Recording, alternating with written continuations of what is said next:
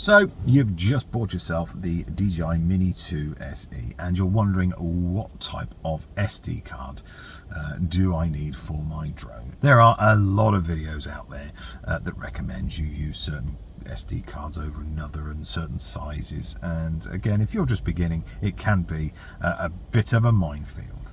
So let me share with you what I done when I first started out.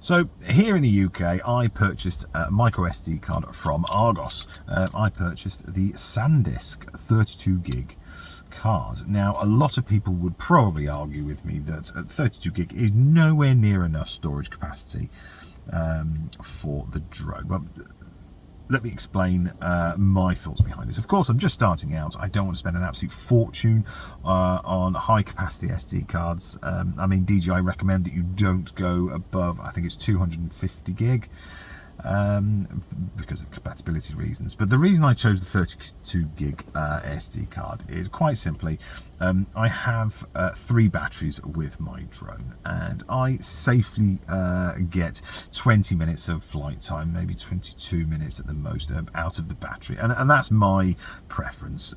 Usually after 20 minutes, the batteries are starting to get low, and I want to bring my drone back and not run out. So I comfortably give myself 20 minutes of flight time per battery. So as soon as I turn the drone on, if I hit record straight away, I'm capturing 20 minutes worth of video. That's an hour's worth in total, and the 32 gig SD card will hold up to an hour and a half of video recorded at 2.7K. Now, of course, if you've got a 4K camera, you've got a different drone, it's a 4K camera, then yes, of course, there's not going to be enough for you.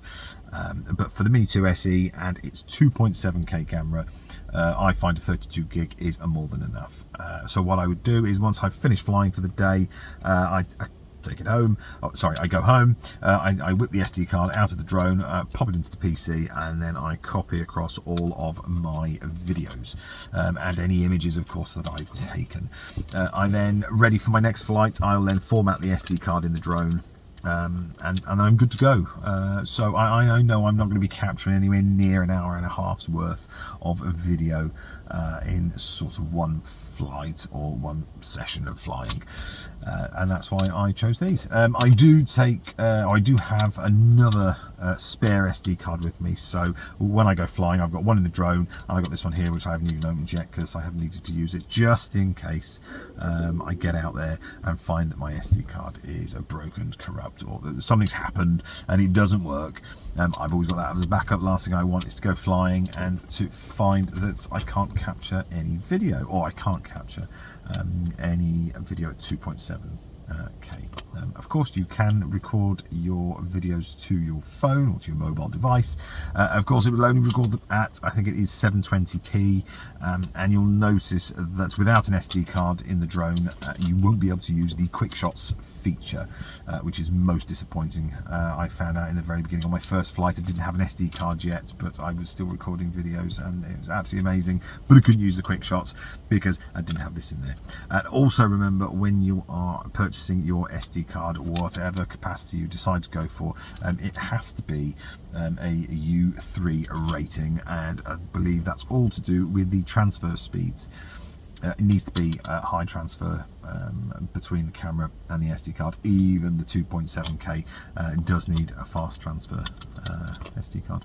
So there we go, very short video on which SD card I use. I've probably made it longer than I actually needed to, but there we go. Let me know if you think I'm a complete fool for using only 32 gigs. Let me know your thoughts, and happy days. Hopefully see you on the next one. Take care and safe flying. Goodbye.